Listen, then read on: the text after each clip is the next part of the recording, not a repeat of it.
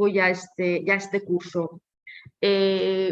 Algunos ya he tenido el gusto de saludar personalmente en el pasillo, tener algún encuentro, pero quiero agradecer y dar estas buenas tardes efusivas a todos los ponentes que se encuentran aquí en este programa, que se den todos por saludados. Quiero saludar también con especial atención a María Jesús Martínez Pestaña, que va a moderar los debates transatlánticos, por así decir, los debates que se produzcan componentes de la costa oeste de Estados Unidos, y a los presidentes y presidentas de las sesiones que vamos a disfrutar estos días, así como a los profesores de los talleres.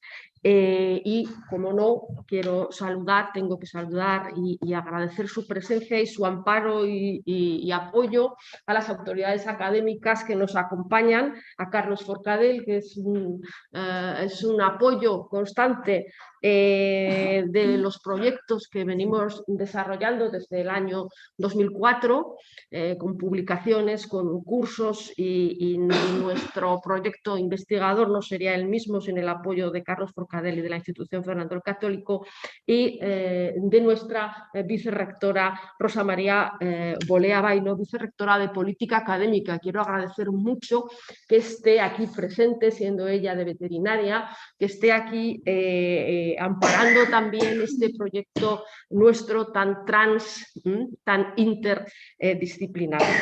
Bueno, el grupo Transficción, que es el que organiza este encuentro científico, se encuentra en este momento, es un grupo de referencia del Gobierno de Aragón, de la DGA, y está desarrollando también un proyecto financiado por el Mineco, y nos encontramos en una interesante encrucijada con un proyecto a mitad de camino, metodológica, que está marcada o definida esta encrucijada por dos de las tareas que nos hemos propuesto acometer. El estudio de la literatura española de la transición en relación con el resto de las literaturas transicionales europeas, tanto del este como del arco mediterráneo. Y la otra tarea que nos hemos impuesto desde el diseño de los objetivos del grupo y del proyecto es la utilización de métodos que permitan el manejo digital de textos, el almacenamiento de un amplio volumen de textos y un almacenamiento que sea susceptible de ser tratado con inteligencia artificial. Así que en esas estábamos cuando decidimos organizar este curso como un curso prácticamente de formación para nuestros investigadores, dar formación práctica a los miembros del equipo Transficción. Y, como decía Carlos, ya puestos, hemos decidido hacerlo extensivo al personal investigador de nuestros departamentos y también a estudiantes. El objetivo es conseguir un avance en los métodos de almacenamiento y análisis de los textos de la transición y de las transiciones.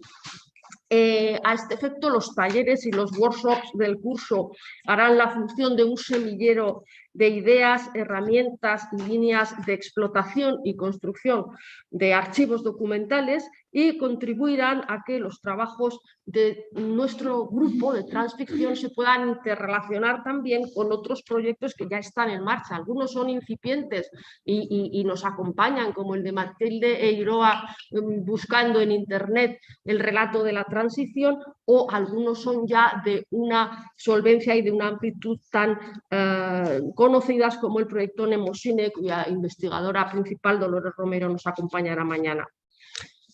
En el segundo lugar, las ponencias de las tardes van a reflexionar sobre cómo las nuevas tecnologías y el universo post-internet modifican conceptualmente la historia de la literatura, porque creo que esto está siendo así, particularmente cuando esta historia de la literatura se entiende, como hacemos desde Transficción, en vecindad con la historia intelectual y de las mentalidades, y cuando se entiende además que la historia literaria involucra elementos de sociología o elementos de campo literario.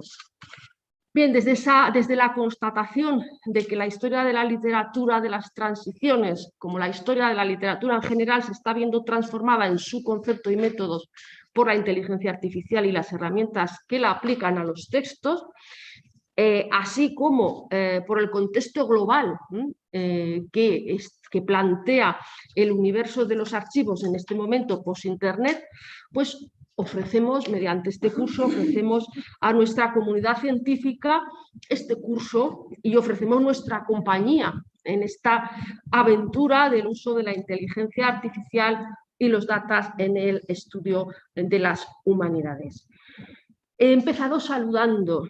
Creo que no basta con saludar, hay que agradecer, cumple agradecer.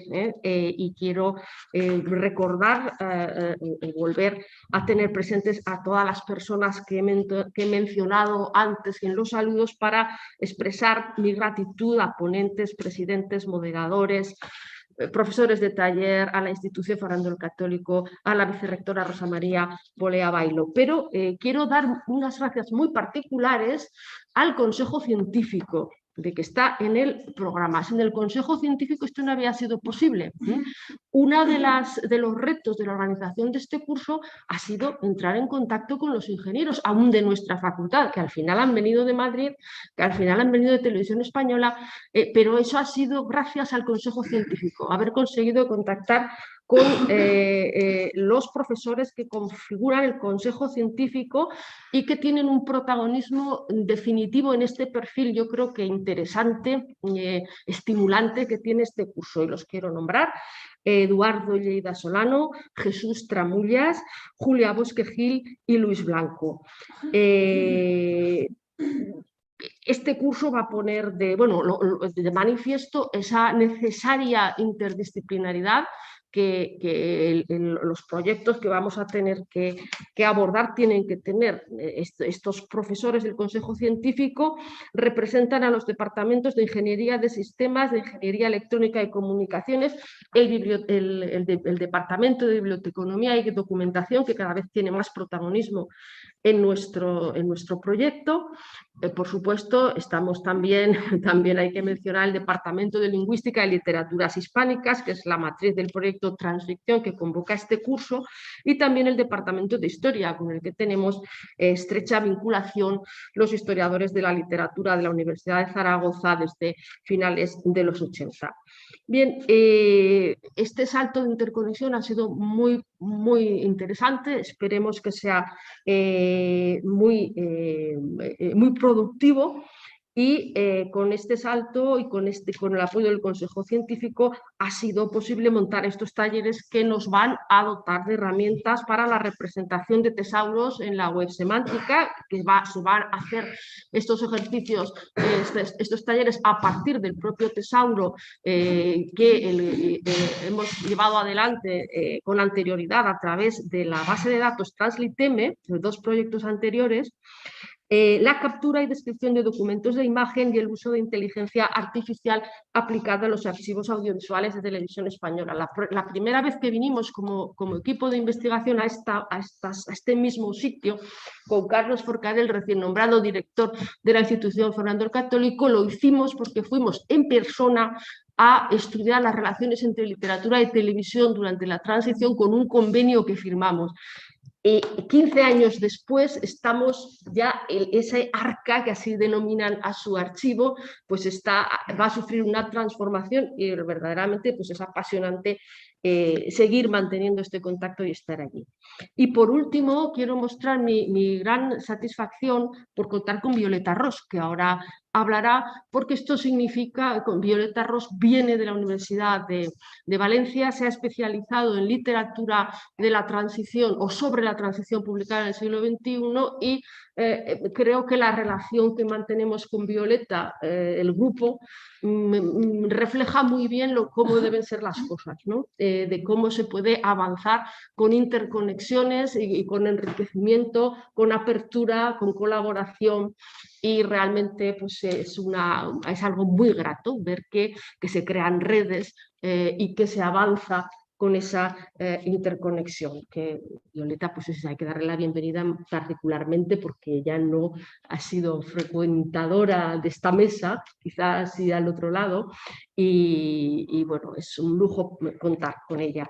Y por mi parte, Nada más, espero que estas jornadas sean de máximo provecho para todos y todas, y gracias, director, por haberme cedido el uso de la palabra. Y vamos a ver a Violeta.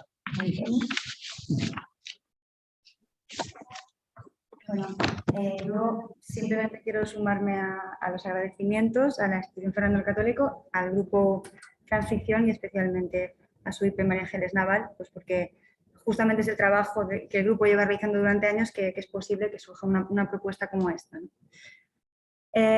Quería incidir simplemente en algunas cuestiones técnicas que tienen que ver con cómo va a funcionar el curso de aquí al miércoles.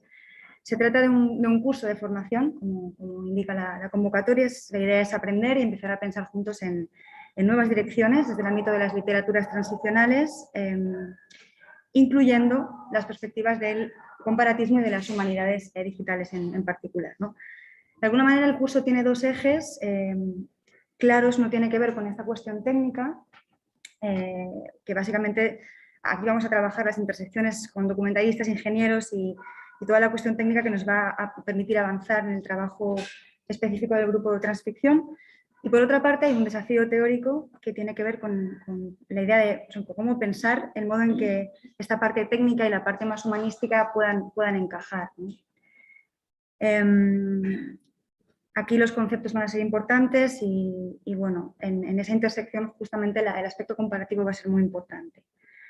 Estas dos cuestiones de fondo se van a reflejar en la propia estructura que tiene el curso. Por las mañanas vamos a tener unos talleres de formación que van a ser exclusivamente online. Tenéis todos los enlaces para poder acceder.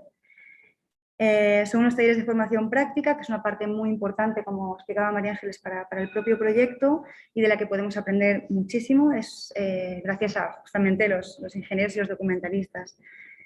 Por las tardes tendremos los workshops y las conferencias, que serán aquí presenciales para quienes estáis aquí y también online para quienes nos seguís online. Y aquí es donde entraremos en las cuestiones teóricas que tienen que ver con una reflexión crítica en torno a las implicaciones concretas de algunos aspectos de las humanidades digitales y también de cómo incide el comparatismo en esta reflexión, ¿no? Para esta parte tenemos la suerte de contar con investigadores y profesores que nos van a acompañar. Y bueno, a quien quiero también sumarme a los agradecimientos y a daros la bienvenida. Hay también en el email que mandamos a todos los inscritos hay el acceso a una carpeta con materiales complementarios. Ahí tenéis materiales disponibles por cada una de las conferencias y los workshops a los que podéis acceder para ampliar información. Cuestiones técnicas para quienes estáis inscritos y queréis, para cuestiones de créditos certificados, vamos a dejar la lista de asistentes, ¿vale? Que vosotros vais firmando conforme queráis. Los micros en sala tienen que estar apagados, como hemos podido comprobar, y bueno, las intervenciones por el chat, si podéis levantar la mano, los que estáis siguiéndonos online, para que podamos organizar, sabéis, ¿no? Levantar la mano en el Zoom, para que podamos organizar mejor el debate. Nada más, simplemente quería daros la bienvenida y agradeceros también vuestra presencia aquí hoy.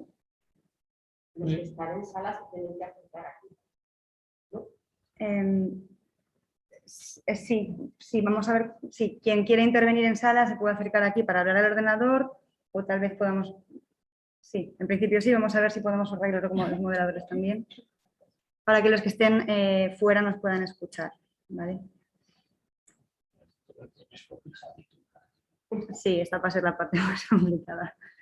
Bueno. Sí que le damos la palabra para que cierre esta presentación a Rosa Bolea, nuestra Vicerrectora de Política Científica. Muchísimas gracias, Carlos Forcadell, que bueno, nos acompaña hoy en esta inauguración de estas jornadas de literaturas transicionales en Europa. Y bueno, estoy segura que, como bien ha comentado María Ángeles Naval, directora del curso, pues el entusiasmo y el apoyo que Carlos lleva pues ejerciendo con este grupo es importantísimo para que estas jornadas salgan adelante.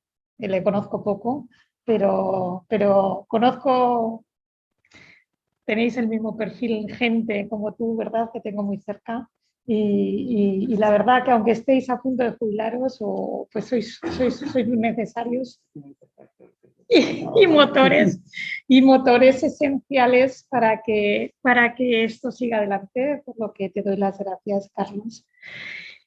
Bien, por supuesto, le doy las gracias a mi querida amiga María Ángeles Naval, con la que he disfrutado mucho de conversaciones. Me gusta, yo soy de ciencias, bueno, soy veterinaria, como ya decía, y me encanta conversar con la gente que trabaja en humanísticas, en literatura, porque me parece tan bonito, ¿verdad? Y para mí es muy especial también estar con vosotros, de verdad.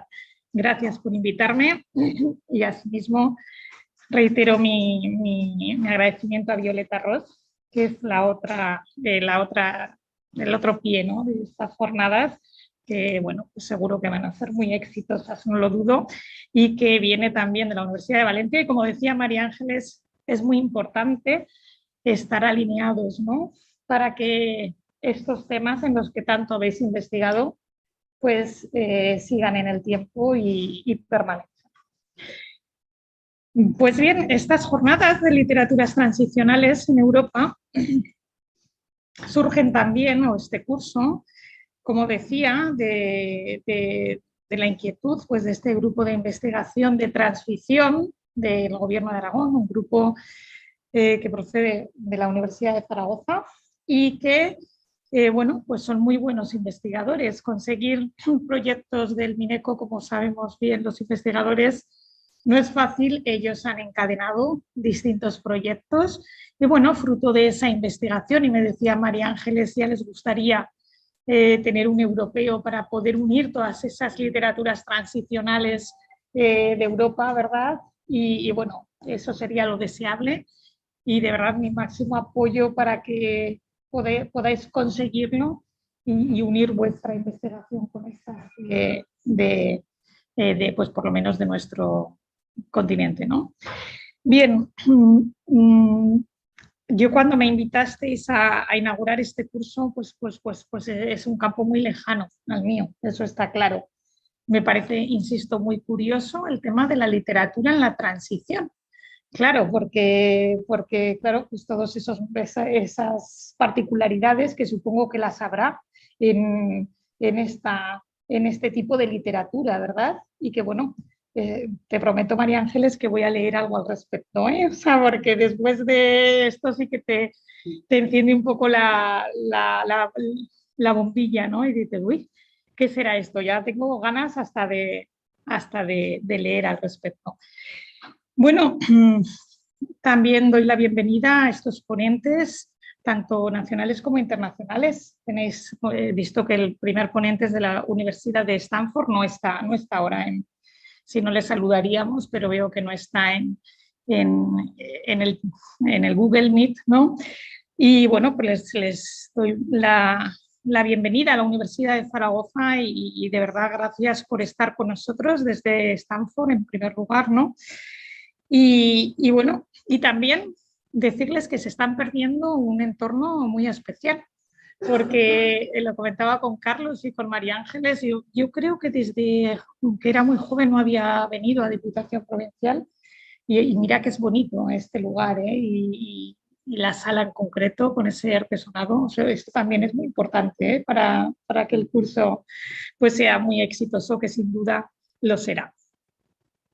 Bien, deciros también que me llamó la atención lo de la digitalización y entonces pienso, insisto, siendo totalmente ajena a este mundo, lo importante que es la digitalización de todo lo que se ha escrito, ¿no? De todo lo que se conoce en literatura. Madre mía, eso sí que tiene que ser un trabajo de investigación pues algo, ¿verdad? Y difícil, con lo cual pues os animo a que sigáis con esto. Y decir también que bueno, que yo soy muy entusiasta en el tema de que tenemos que estar muy unidos desde los que estudiamos temas más científicos puros con los que hacéis y estudiáis las letras, las humanidades, ¿verdad? Y además es que estoy plenamente convencida de que es el futuro. Yo tengo hijas adolescentes que están ahora buscando su sitio, qué voy a estudiar, y tengo perfiles pues eso, de gente que me dice, sí, a mí me gusta mucho la física, pero es que a mí me gusta mucho la literatura también. Y de verdad que se están empezando, es muy incipiente todavía la emergencia de grados en los que se combinan estas dos grandes áreas, ¿no? Pero de verdad que yo lo he hablado con algunos compañeros de que pienso que es el futuro, ¿eh? O sea, que tenemos que ser capaces de entender, porque muchas veces decimos, es que yo soy de ciencias. Bueno, ya está, ¿y qué? Tú eres de ciencias, pero es muy importante combinarlo, ¿eh?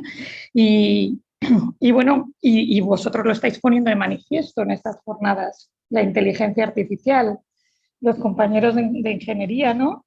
Estáis trabajando conjuntamente para sacar productos pues muy interesantes, como veréis y podréis aprender a través de estas jornadas. Por mi parte, pleno apoyo de la Universidad de Zaragoza, del Vicerrectorado de Política Científica. Nos dedicamos a hacer investigación, ¿verdad? Pleno apoyo, faltaría más, para todas las personas que ocupáis vuestro tiempo en la investigación en estas áreas, ¿no? Y ya pues no tengo más que decir, más que despedirme y desear a todos los estudiantes, investigadores, profesores que estáis inscritos, que disfrutéis un montón de las jornadas, tanto aquí en este sitio, digo, tan especial, Diputación Provincial de Zaragoza, como todos aquellos que nos vais a seguir online. Muchas gracias y buenas tardes.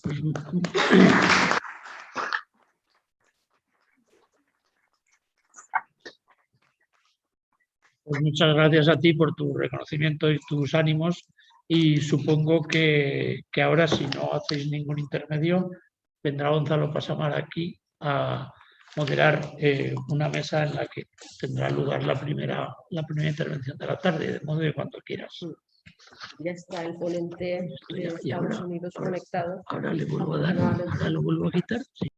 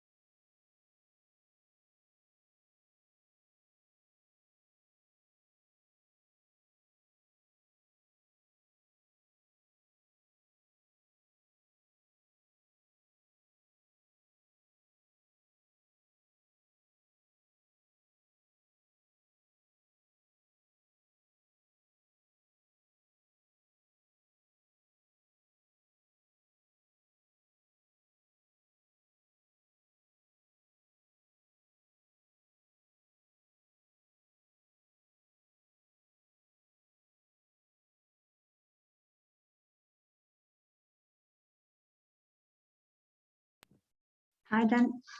Can you hear us?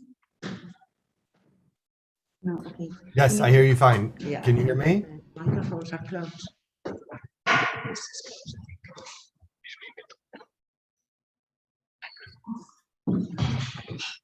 The microphone's closed.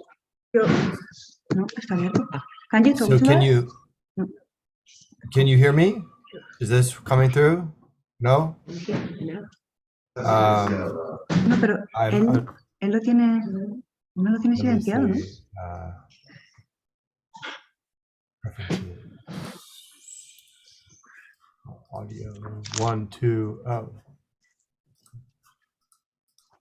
1, 2. Oh, you can hear? It's okay? Es que no, está You can hear me? Can you hear when I talk? It looks like my microphone's working. Okay.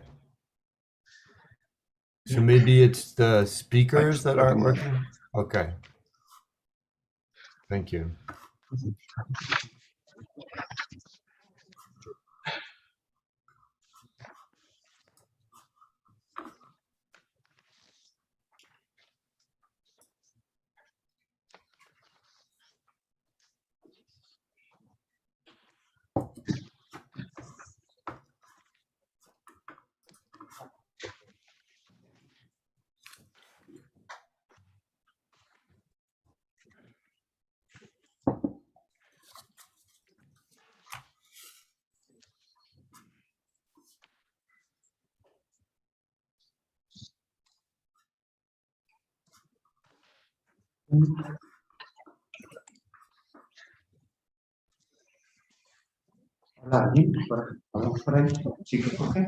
Can you hear us?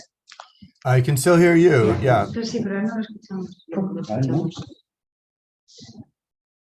Sorry about that. Sure, no problem. Yeah.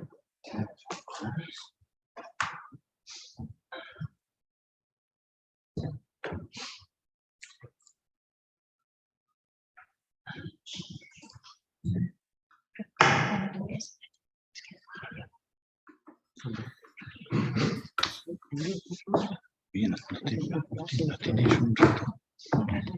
Es que yo me refiero.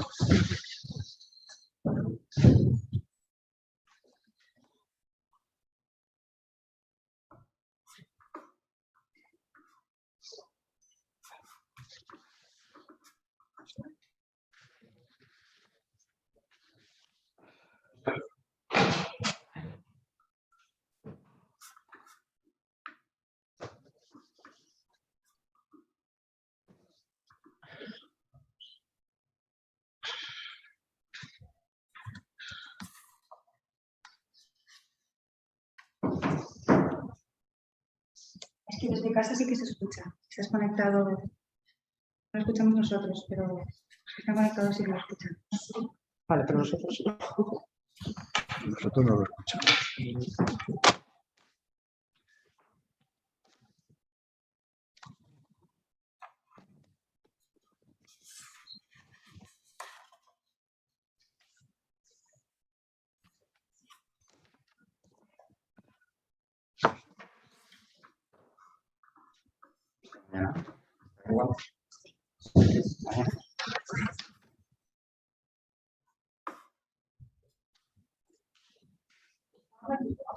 Sí.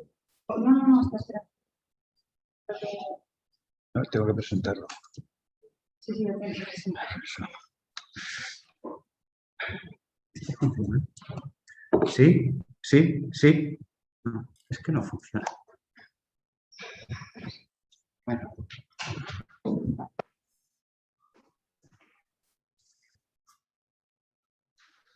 Yo creo que sí, ha dicho que no soy. Vale. Si quieres, cuando... Sorry, can you hear? Can you Yes, hear? I can hear you fine. Yeah. But Can you talk? sure. Great to be with you. Nothing? No. ¿Hablas? ¿Hablamos? Yes, so nice to be with you today. It's 8 o'clock in the morning here, and I hope that we can get the problem solved so that I can talk with you. It is Zoom, so I guess it's normal that something not work, but hopefully we can get to the bottom of it soon. I look forward to joining you, although of course it would be nice to be there in person. We wouldn't have to deal with these kinds of AV problems, but that is our life in Zoom. Can you talk to that now? Sure, I'm still speaking. You don't hear anything? Is it not working? Pero a lo mejor el problema es de... I think that people can hear on who are on Zoom. So I don't think it's anything on my end. It looks like my microphone's working, so I can't really figure out. So people who is connected, they can hear you, but here, people here, we cannot hear you. So just 1 second. Sure, I understand. Is that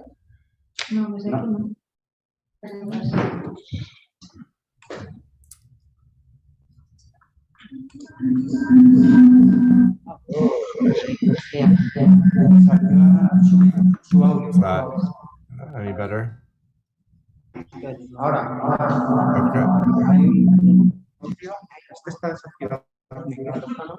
Por favor, aquí. Sí.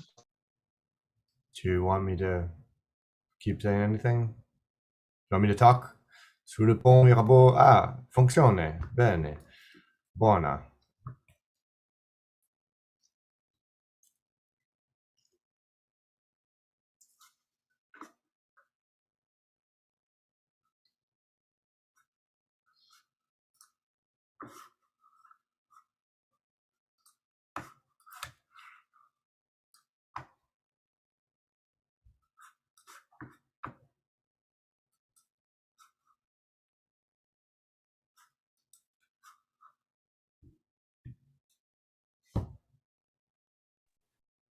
Good morning to you, Dan. Yeah. Good Can you morning. hear us?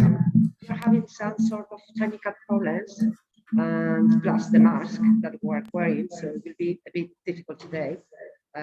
We sort out everything, but we need from you that when you just stop talking, please close your microphone.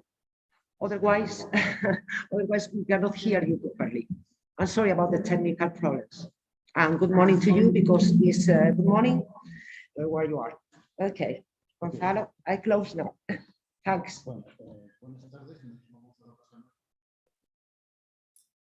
Good morning to you all. Should I begin? Oh, can you hear me? It's not working again? Okay. You- Esta primera conferencia del profesor Daniel Adelstein, que se titula Intellectual History and Digital Humanities, pero antes lo voy a presentar como es obligado a hacerlo, porque puesto que la conferencia va a ser en inglés, let me briefly introduce him in his own language. So from this moment on, I'm going to address you in English. Anyway, Professor Adelstein is an expert in French intellectual history of the 20th century, and his main books revolve around this topic. Everybody has ever talked about what intellectual history is, because it's a very veteran and notorious field. But I don't know if you have stopped to think, because of its interdisciplinary nature, of the importance of this ground for exploring possibilities that digital humanities are offering us right now. Resumes Professor Adelstein clearly proves, in my opinion, this assertion. He submitted his doctoral thesis in French at the University of Pennsylvania. Previously, he had gone through the Geneva College in Switzerland, and he's currently teaching at the Stanford University on a variety of matters which take part on this one so-called intellectual history, topics and sources such as literature, philosophy, history, culture, and politics. All of them refer to the Enlightenment, 19th century novels, French Revolution, of course, early modern political thought, and French intellectual culture. This wide range is somehow reflected on his main books, among which we can highlight, I have selected three. The first is The Terror of Natural Right, Republicanism and the Cult of Nature in the French Revolution, which was published in 2009 by the University of Chicago Press. This book deserved that year the Oscar Kinsure Book Prize. The next is The Enlightenment of Genealogy, also published by the University of Chicago Press, and published the next year, following year. And in 2018, it released on the spiritual rights from the same publisher.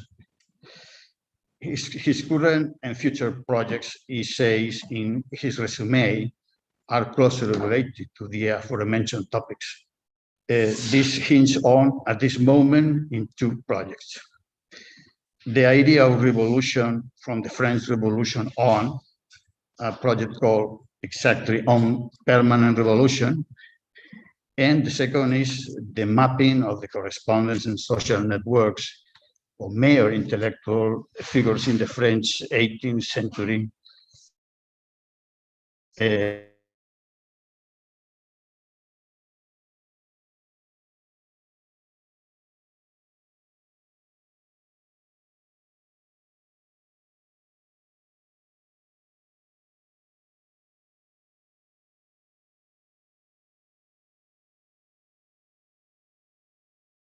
About 10 minutes, in charge of Professor María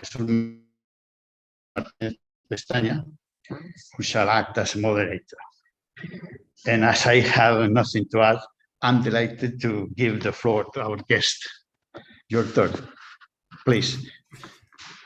Thanks very much for that lovely introduction. I'm going to share my screen, which I hope will be okay. Can everybody see my screen? Yeah, okay, great. So thanks so much. It's a delight to be here with you, as it were. It would be even lovelier to be there in person, and in the lovely city of Zaragoza, which I have visited once, but I guess in these days of Zoom, we do what we can. Apologies for speaking to you in English. Unfortunately, my Spanish is non-existent. I thought maybe I could speak a mix of French and Italian, and that would be a general Romance language, but this is probably easier for you to understand. So I'm going to talk a little bit about sort of why I think it's helpful to incorporate methods from digital humanities into intellectual history. I should apologize that I'm mostly for the purposes of illustration, will be drawing from work that I've done myself. I don't mean to suggest that my work is more interesting than others, but it was sort of the easiest way for me to just sort of cover a lot of ground and just give you examples, but these aren't supposed to be in any way representative of like best practices, but just to give you a clearer idea. And also I had the visuals already for my own work. So I think that one thing that you always have to start with when considering digital humanities is what's the point, right? Why should we bother spending a lot of time, sometimes a lot of money, and a lot of effort to use these new technologies in order to produce new research? And I think that some of the projects in digital humanities have been criticized because it wasn't always clear what's the point, what's the payoff. Now, I do think that in the case of intellectual history, there's a very almost natural coincidence or a natural overlap between the field and the methodologies. So if you think about where the field is today, a very sort of simple way of thinking about it is that the two main currents in intellectual history could be represented by the two gentlemen on the screen, Quentin Skinner and Reinhard Koselleck. And what I think is noteworthy about both the Cambridge School and Begriffsgeschichte, or conceptual history, is that they both represent attempts to move beyond fairly traditional methods in intellectual history that really just looked at debates between canonical authors. So sort of the old version of intellectual history would be that, you know, Locke disagrees with Hobbes, and therefore we get liberalism. And what both the Cambridge School and the Begriffsgeschichte approach said is, like, you can't do intellectual history if you don't contextualize and look at what everybody else, the not so great people, were saying at the time.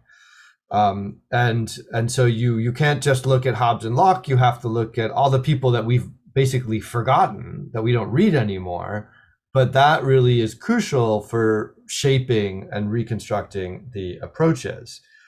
Now, in the case of the Cambridge School, this was very much at the heart of looking at the context.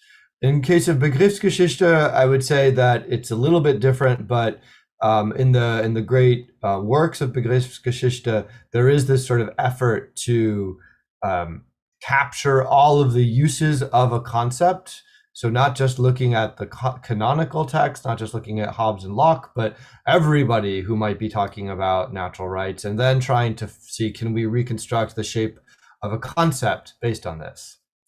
Now, I'm not trying to say these are the only important movements in intellectual history, but and there's also, you know, been great work in feminist and post-colonial scholarship. But I think all of the recent developments in intellectual history have at their core the same idea that we have to cast a wider net. We need to consider more texts, more voices, more authors than just the usual suspects, the usual canonical ones. And this is why I think there really is a kind of natural overlap with digital humanities, because what's really been driving digital humanities in literature, in history, in all sorts of fields that look at the past is the mass digitization of books. And so where it used to be that you had to go to the Bodleian if you wanted to look at, you know, responses to Hobbes, today you can just do a search on any one of these search engines, including some more specific ones. And these texts are immediately accessible at a click away. And so this is where I think we have to start when we're thinking about intellectual history and DH, digital humanities. It's that really this is all driven by newfound access to texts. Now, I should note that this access isn't universal. Some of these you have to pay for. So there's questions of access, and just in terms of financial disparities. And I also would flag that there's always some dangers that come along with this accessibility. We sometimes talk about the sorcerer's apprentice danger, where you can cite anything without having read it. You can find all sorts of texts without really knowing what they're about. And so just because these texts are available doesn't mean that we understand them better. So there's also a whole set of dangers, but I'm going to skip over those for now. But I think something that's really important to start with is just to recognize that, like in Molière's play Le Bourgeois Gentilhomme, where he discovers that he is actually speaking in prose, and this is of course meant to be a joke because it's just speaking normally, but that's prose for you. A lot of what we do now normally as scholars is really a kind of digital humanities. When you use any of these search engines to find a keyword or to look up words in a title, you know, that wasn't possible just 20 years ago. And I think that a theme of my conference today is going to be, there's all like the really exciting, shiny, bright things we can do with digital humanities, and I'll be talking about that. But there's also just a lot of low-hanging fruit. There's a lot of simpler things that anyone can do without having to understand computer science, or even without having to design anything, because these search engines are remarkably powerful, and we often don't even use them to the extent that we can. So the first thing I want to highlight with respect to digital humanities and the what mass digitization of books has done is something that was a little bit overlooked at first. So when you digitize all of these texts, of course you get the texts, but you also get something else, which is, I think, almost equally important, and that's the data. And more specifically, it's the metadata. So metadata is all the data about the text. So where was a book published? When was a letter sent? All of this metadata tends to be captured at the same time as you're digitizing a source. And this is really what we ended up using the most in our project on mapping the Republic of Letters. So what we were working with in this project was, in many cases, only metadata. We often did not even have access to the text of letters. All we had, or we could, but we couldn't manipulate it. We didn't have the text files. We could look up letters, but we didn't have the raw data. We did have the raw data for the letters. So we were really lucky that another one of these mass digitization projects, which started in the early 2000s, the Electronic Enlightenment, which had digitized all the letters and is a wonderful source if you want to explore the content of the letters. But in the process of doing that, they also produced, this is a screenshot of the first spreadsheet they sent us. This is the metadata. So what you see here is, here's a letter by Joseph Addison to the Earl of Halifax. This is they have their identification IDs. This is the year it was sent, and this is a really long spreadsheet. And if you keep going over here, you'd see the place of publication. The place of where the letter was sent from, and then where the addressee was. And so that was all the metadata, which they did a very good job categorizing, which was fantastic for us because that's what we used to produce these maps. We just took the place information and we took the timestamps.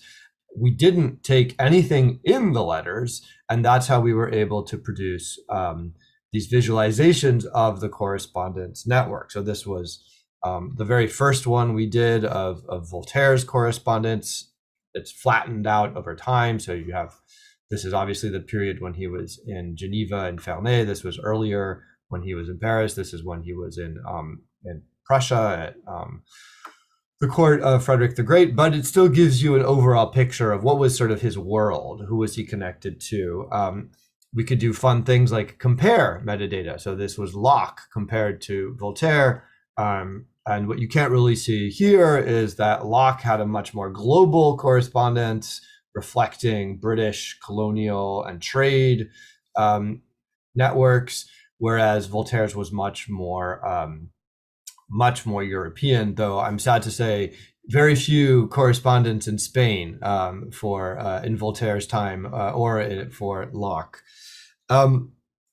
So I'll just mention, we talk about this if you're interested in this AHR, American Historical Review essay that summarizes a lot of our research in this project.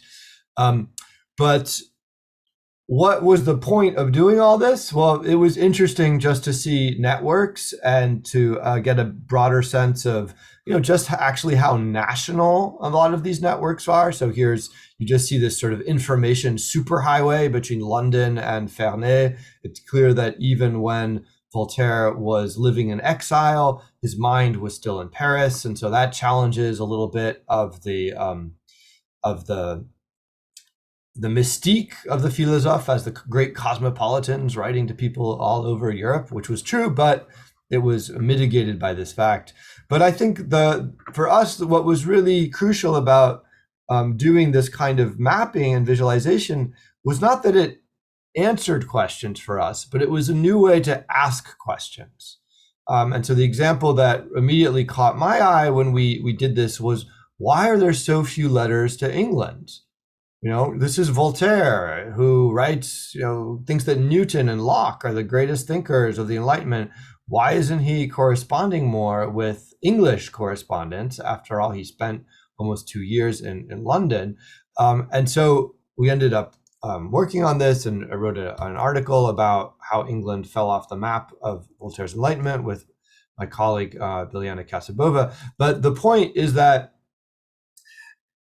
I don't think digital humanities in this case was solving anything. It's not like we were using computational methods to give us answers, but it was a really helpful tool for looking at something fairly well known, like Voltaire's correspondence, from a completely different angle.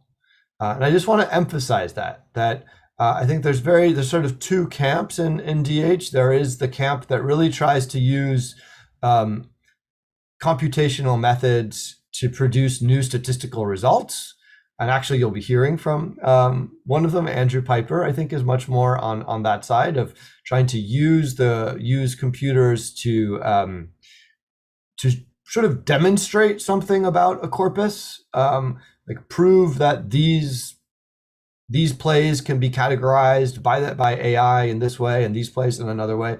And that's a very, I mean, I think it's a wonderful approach as well. I'm not trying to say it's not valid, but what we're doing was very different in that we were really the DH methods took us only half the way, and then when we wrote the article, actually, we had to do all this other research to figure out, well, why is it the case? And the answer to that question we didn't find in the maps. We found that by going through and reading all of Voltaire's letters, looking at everything he had to say about England, and realizing actually that for Voltaire, England was great until about 1690, and after that, it didn't matter anymore. So his England was an England in the past, the England of Charles II, and the 18th century England he thought was in decline. So we found the answer, but the answer wasn't in the maps, it wasn't in the analysis. It took going back to more traditional methods to find that. I'll just talk a little bit about some of the other things you can do with data that are quite exciting, and again, things that you couldn't really do without computational methods. Because we had all of these connections between individuals through the letters, we knew who wrote to whom. We could do things like this, which is a bit hard to read, but essentially we overlapped everybody that both Voltaire and Rousseau corresponded with. So you can see here, for instance, the Duc de Choiseul, he corresponded both with Voltaire and with Rousseau, and we actually had all of these other edges, other correspondence that he had, for instance, the Comte d'Albi and others. D'Alembert, similarly, is a big node in this network. So what we were trying to do here is essentially use the correspondence networks to do the kind of Gephi style social network analysis. Now, it turns out correspondence networks aren't great if you actually want to calculate anything. So again, the more computational approach was not really well suited here because our data was very messy. A lot of the times we have what we would call the hairball, just this sort of ego network. These are Voltaire's correspondents, but we know they all corresponded with Voltaire, and we know a few cases when they corresponded with each other. These are the edges you see down here. But most of the time, as you see, these people just have one edge, which goes to Voltaire, one connection, and we don't know enough about their correspondence among themselves. So it's a very unidimensional network. It's not at all what you would get if you looked at somebody's social network today. And so you can't do traditional computational social science methods with this kind of data. It's just there's too many gaps in the data. So what we did instead is that we tried to look at other features of this data. The electronic Enlightenment, excuse me, had some additional data about the correspondence. They had birth date, death date, place of birth, place of death, nationality, which is a little bit of a anachronism for the 18th century, especially because Geneva was not part of Switzerland, but leave that aside. And then occupation.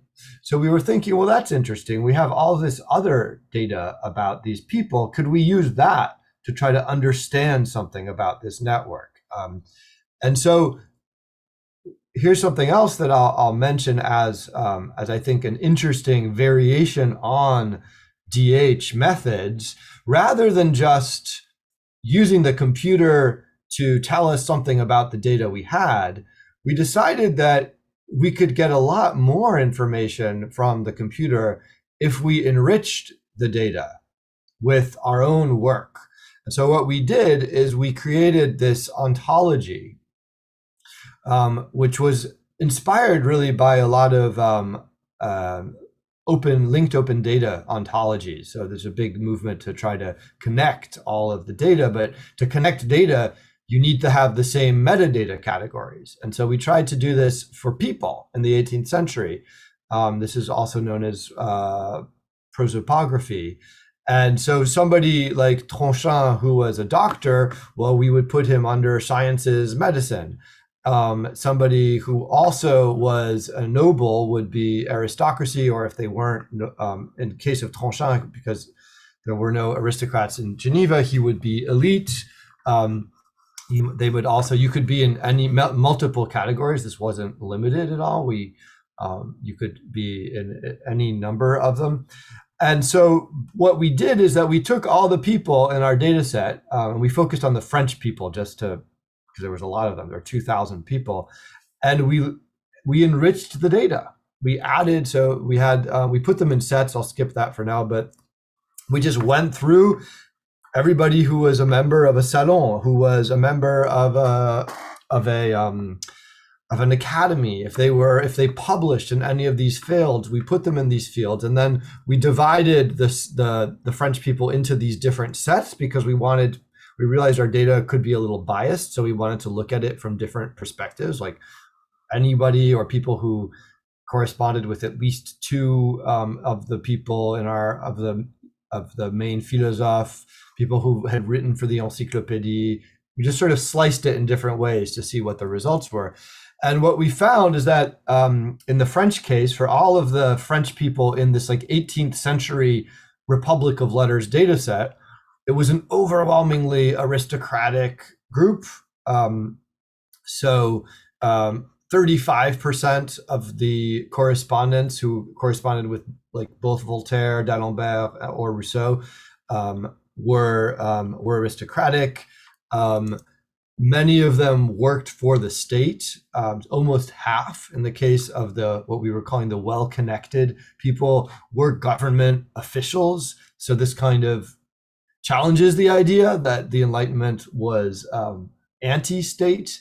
We say no, the Enlightenment was an inside job. It was mostly nobles and mostly government officials. And then we saw this quite striking divide between those people who were part of a scientific network and those who were part of a literary network. There were very few in this data set, which included D'Alembert and Voltaire, but very few who were part of what we would qualify as, gens de science, people of science. It was a very heavily literary, suggesting that there was already this split between the two. So this is, another example of sort of what you can do with data. I'll give one last example because this is one that involves data that's already available. So the French National Library, the BNF, has this data site. So you can go to their usual catalog, or you can go to this site, and here you can actually download all of the data they have for any author, but in a structured data form. So instead of just getting results like we usually do, if you look up an author, you can get a spreadsheet.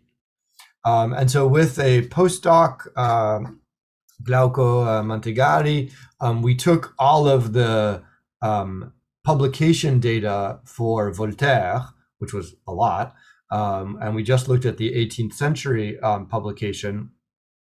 And I'll be honest, we had to clean it up a lot. It didn't come out very neatly from the BNF site, but all we had to do was sort of like move columns into different columns and make sure that everything aligned properly. We didn't add any data. But what we did is then we mapped the places of publication. And so what was interesting was being able to compare, this is the actual places of publication. Oh, well, let's see, I'll skip it. Well, I think, let me see if this works real fast.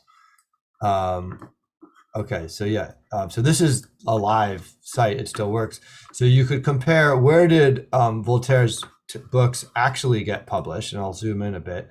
And what's interesting is that you can then compare what did it say on the title page of the books. And one thing you can note is that if you were an 18th century reader, you would not have known that so many of his books were actually published outside of France, in Geneva, because many fewer books said Geneva than said Paris, even though they were published in Geneva. And so this was a way of showing that some of the work on book history, like Bob Darnton, that really talks about all of the smuggling that goes on. For most readers, this would have been invisible because the stated places were much more often Paris than Geneva. So it was a kind of a fun exercise that allowed us to explore that. So I'm not sure if I lost, can you still see full screen here? Okay, oh, there we go. So I want to now segue a little into the second half of my talk, which hopefully won't be too long, because there's everything I've shown you was a lot of fun to do. It was really exciting. We didn't always know what we were doing, but we thought it would be, we just try things out, and some things failed and some things worked. But the truth is, it took a lot of time. We had to apply for grants. We had to have access to people who had remarkable degrees of expertise that we didn't. These were big collaborative projects, which was fun, but that's a lot of work, and it's a little daunting if you want to, try this at home or get started yourself. And I've since also sort of felt that maybe there's ways we can, there's just a lot of simpler things you can do that might give you the results you need.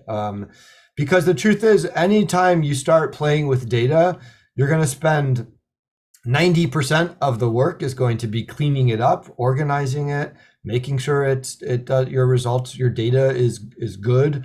And then actually getting results is just like the tip of the iceberg, maybe 10%. And so in honor of my favorite rock band, AC/DC, I've become a believer in dirty data done dirt cheap. What can you just do without spending hours and years of your life that will still give you interesting results? Or it's a kind of, DH light, you might think of it. Now, a lot of this is now possible because we have databases that do a lot more than just give you a simple keyword search and context. So one amazing database, if you happen to work on French sources like I do, is this database out of the University of Chicago called the Artful Project. And I've been working with them for a long time now, over 10 years. And one of the projects we were working on together has now become a feature of their database, so anyone can use it.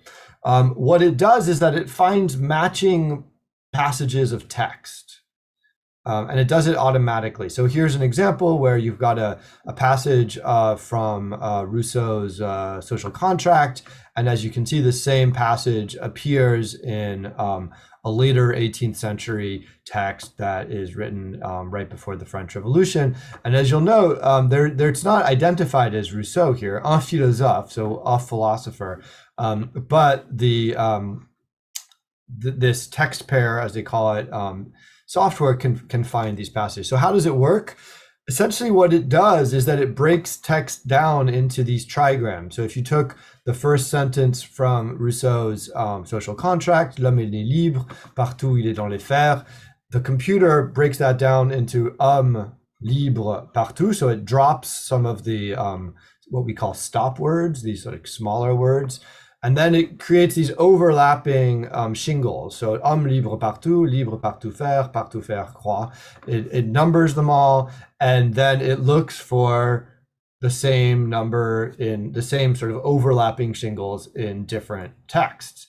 Now, why is this useful? What can you do with it? Well, we first used this technology to study the encyclopédie, the great 18th century encyclopedia by Diderot and d'Alembert. It's long been known that they just pilfered and copied lots of texts from other places, but no one had done a systematic study of this. And pour cause, for a good reason. It's huge. 17 volumes of text, millions of words. And how would you find them all? Because they often don't cite what they're doing. So we used this technology to find these matches, and the result was, overwhelming even for us. For instance, if you look down here, there are over 500 passages, not just like words, but passages of Montesquieu's De l'Esprit des Lois in the Encyclopédie, hundreds of Voltaire in various works,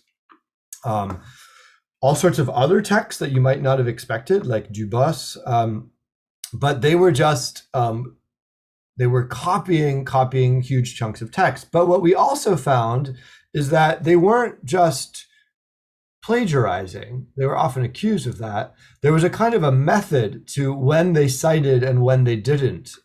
So for instance, what we found is if you look at all of the quotes of Locke in the Encyclopédie of John Locke's works, there's this very striking difference that when they're citing from De l'Éducation des Enfants, which is not often, only 2 times, or from the Abrégé de l'Essai sur l'entendement humain, so that's Locke's essay concerning human understanding, they were much more likely to say, oh, this is by John Locke, or to cite the title.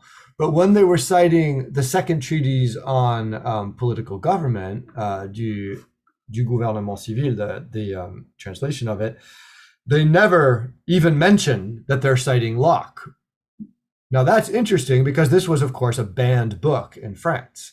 And so by not citing it, they were infiltrating forbidden texts into the Encyclopédie in a way that would not catch the eye of the censors. And so actually we were able to show that this was really a strategy and not just laziness on their part. But the point is that now this is available in the database. So if you look up Rousseau's Du Contrat Social on the Artful database, you can go here to similar passages, and then it will show you all these passages. So here's an example where Rousseau is quoting Montesquieu, so he actually cites him. And this would be the original passage that you see here.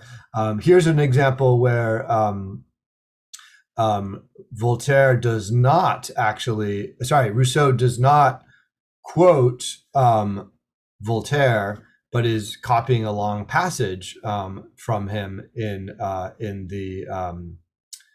the social contract. So now anybody can use this to try to find like echoes of a certain text in other French texts. So another thing that Artful is really amazing at, and I think is particularly helpful for digital humanities, is rather than just finding exact passages or keyword and context. So when I was working on my recent book on rights, I was interested in how the philosophes used the phrase droit naturel, but you can pour through the hundreds and hundreds of pages, which I would also do, but they also allow you to search by frequency. So in what decade did the philosophe use or did 18th century authors use this phrase? And so it's very interesting. You can sort of rank the decades. You can take, this is the absolute numbers, this is the frequency, then turned it into a table. You see interesting things like in the 1740s, it was very unusual. It hops up then all of a sudden in the 50s and 60s.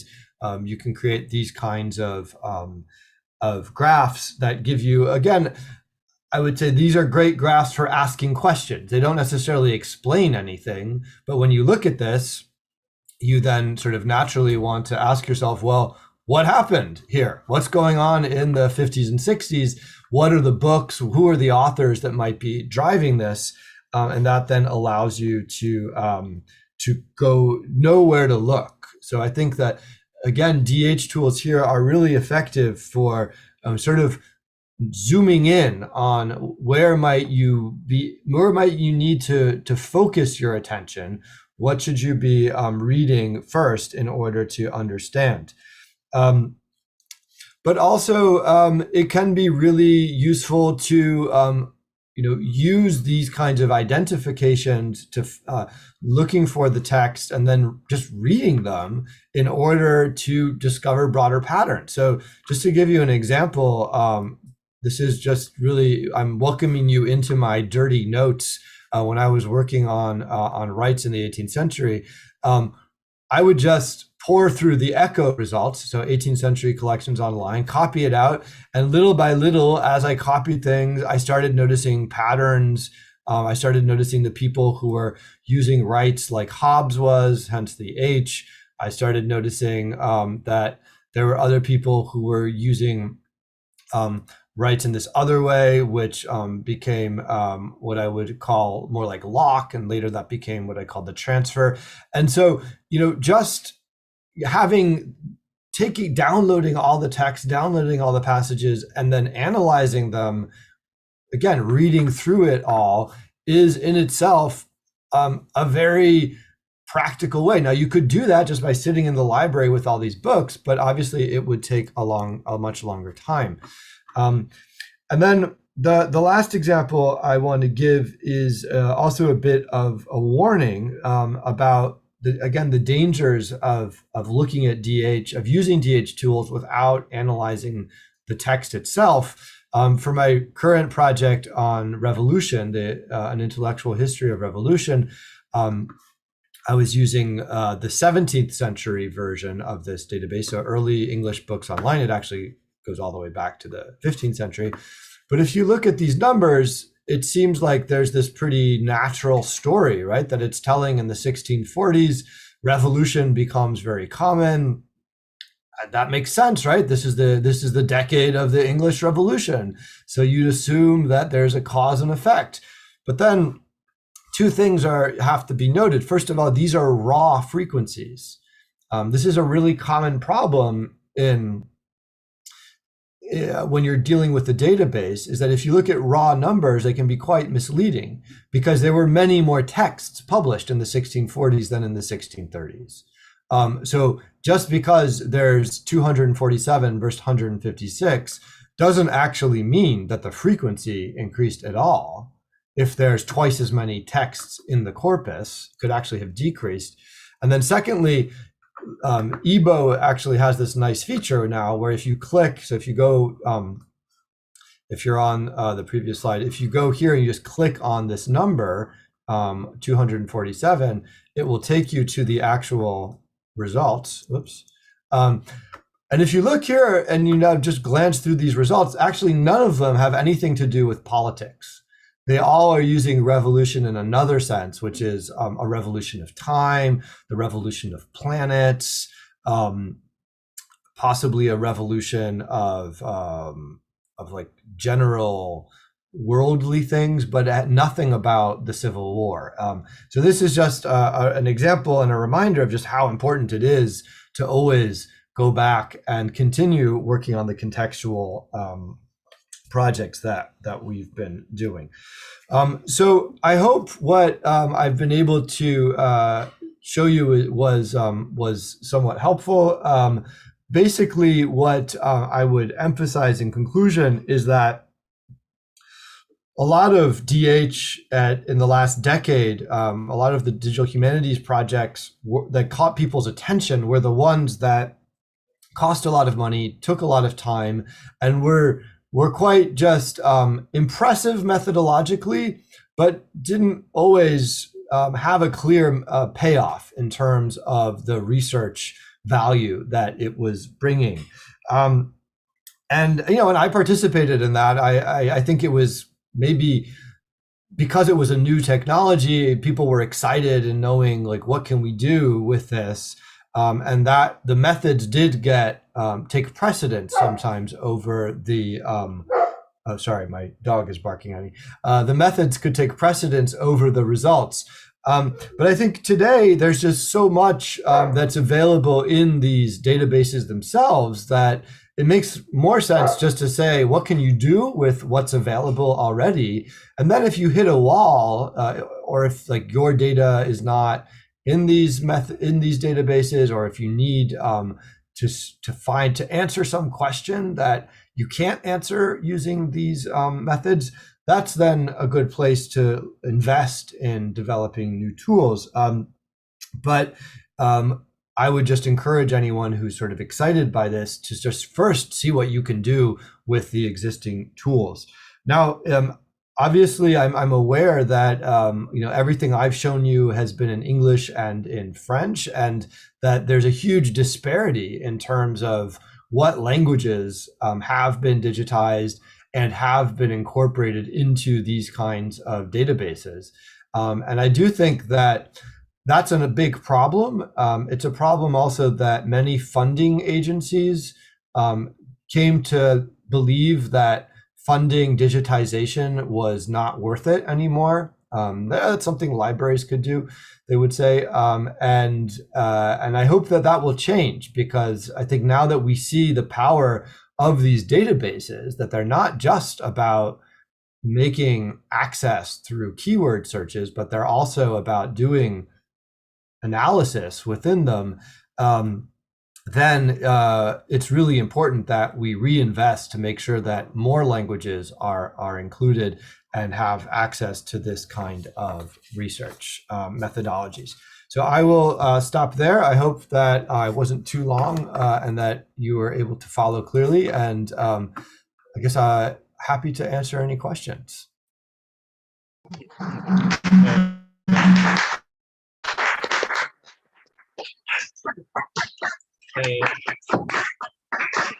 Thanks so much for your exciting speech, showing the possibilities of mapping the alignment culture, and the debate is going to be chaired from now on by Professor María Jesús Martínez Pestaña. Thanks. Thanks. Okay. Thanks, Professor Passamar. Hello again, Professor Bernstein, and thank you so much for your very inspiring speech. And I think that we have 10 minutes or 5, because, yeah, okay, we have 10 minutes for questions. And please, if you have any questions to Professor Bernstein, he will be very happy to answer you. Here in the room, not just from home. Well, meanwhile, perhaps we can post any question. Yeah. Well, meanwhile, I would like to ask Professor about a project that you presented previously in the year 2017 that when I was hearing, I thought that it was also very inspiring, called Fibra, because I think that everything almost started there. I don't know. Yes, so I think that Fibra is what, if you remember, I showed that slide of Voltaire's correspondence. That was an early version that we then continued to work on. So I didn't talk about Fibra, in part because that's actually a story of when we really hit a wall in working on some of these methods. And the reason is that we were trying to incorporate linked open data into a visualization. And the idea was really exciting. It was that you could, essentially it would be a tool for the researcher. If you were wanting to put together your own network, you could say, enter a name, but there would be a lookup into VIAF, the Virtual International Authority File. You could pull in data from other sources. And the wall we hit is that there was too much data. And we, linked data platforms are not sort of at the point where you can sort of control what data you want to pull in at what time. And so it was a fascinating and kind of sobering realization of just the complexity of doing this kind of work, because it just would overwhelm everything. It would overwhelm the browser, it would overwhelm the server, and then it just became unusable. So ultimately, that was a project that we kind of abandoned. Also, it was also a case of the challenges of working across so many disciplines. So we had this great team in Finland that were really computer scientists who specialized in linked open data. We were working with density design in Italy, who work with visualization, and different content knowledge experts. And I'm not entirely sure of how it all fell apart, but basically it was just, we did kind of hit upon a problem that we were unable to solve. Start just from there. And also coming to that time, I think that it was very inspiring to see what happens to DBpedia. What is the use of DBpedia? I mean, should we use it? No, or too many data, too many metadata, as you said before. I know that you're working now with this huge historical project that is very inspiring too, but what happens to DBpedia? Yeah, that's a great question. I mean, I was a big believer in DBpedia, and I thought that was going to be the answer to everything. And I think that, there still is a way to, I think probably what happened is that our project was too ambitious. And if you really scaled it back, there would be ways you could control the flow of information. So we did manage to create a VIAF lookup that was working pretty well. You did have to have like place of a year of birth to make it work efficiently. And then with the VIAF, once you had the VIAF ID, you could suck in all of the DBpedia data. Now, the thing is with DBpedia is that it has a good ontology, right? Not all of the data you get is necessarily all that relevant. So again, there's almost too much data, and then you have to sort through it and then decide what you want. So I think this sort of gets to the point I was trying to make in my presentation, which is that there's a lot of things we can do. It's not always clear what the point is, right? It's not always clear what you're going to get out of doing it. So, yes, you could probably design a system where you pull in all of the dates of birth, all the dates of death. Then what? Right? Like, what are you trying to do with it? So I think that, maybe our problem, but the way I would probably go about it today is like, well, what is the research question that you want to answer that requires data that is currently, scattered across DBpedia, and then you could probably pull it pretty easily.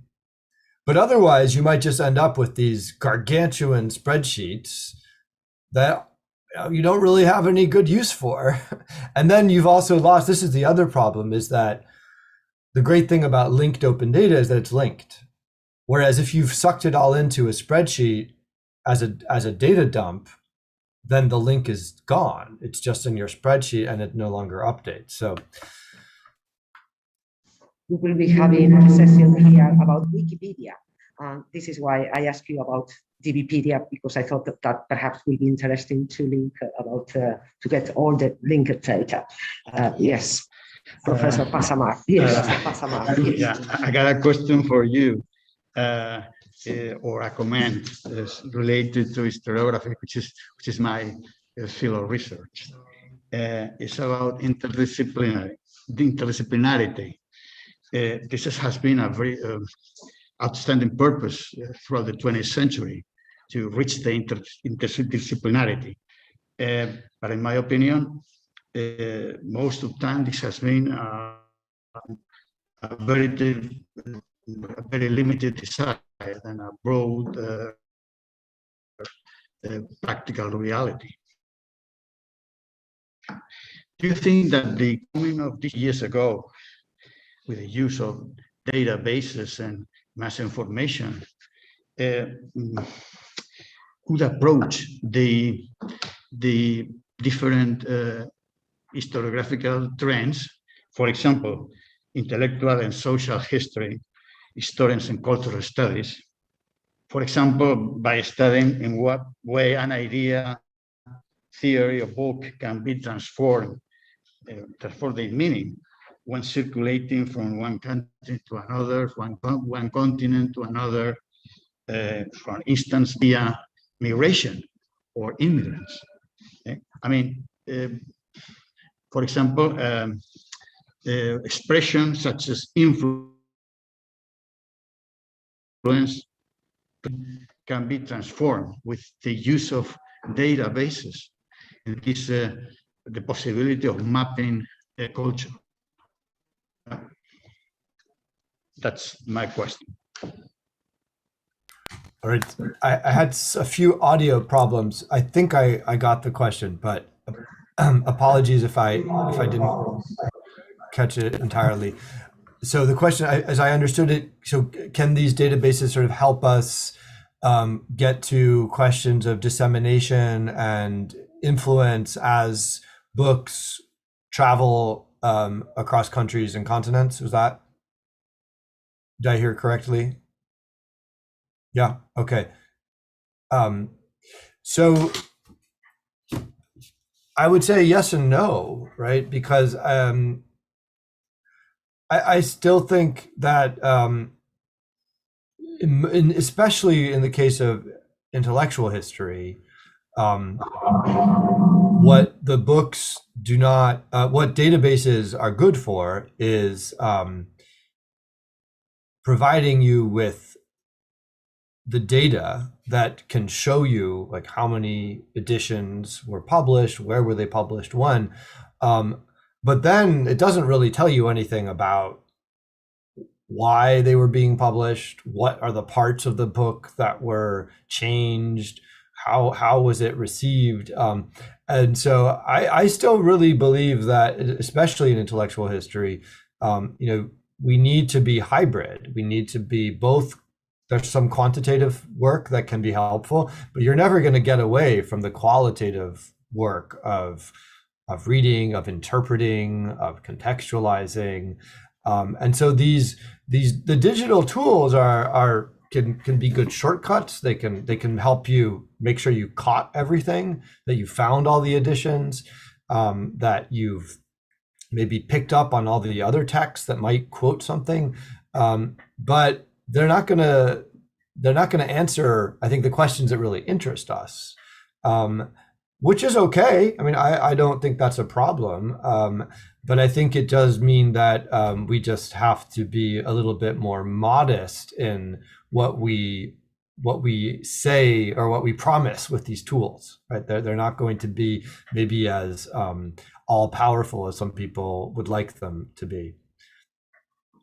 Also, I'll just note in closing that it's interesting that I think intellectual history is very fortunate because most of the materials we deal with are print, right, or have been digitized. If you're a social historian, none of this is necessarily very relevant because often your sources have not been digitized. So maybe some things are, but But it's an interesting moment where actually like intellectual history here is much closer, say, to literature or religious studies or philosophy than it is to other, fields of history, where like if you're still working in the archives, then the archives have only microscopically been digitized. Well, thanks so much. And we are about to close the session because we are already a bit late. And we want to thank you so much for your inspiring speech. And we hope that we'll be talking to you very soon. And thanks to everybody here in the room and also at home. And thanks again to Dr. Pasamara and Professor Naval. Thank you so much. Thank you. Thank you. It was delightful to be with you.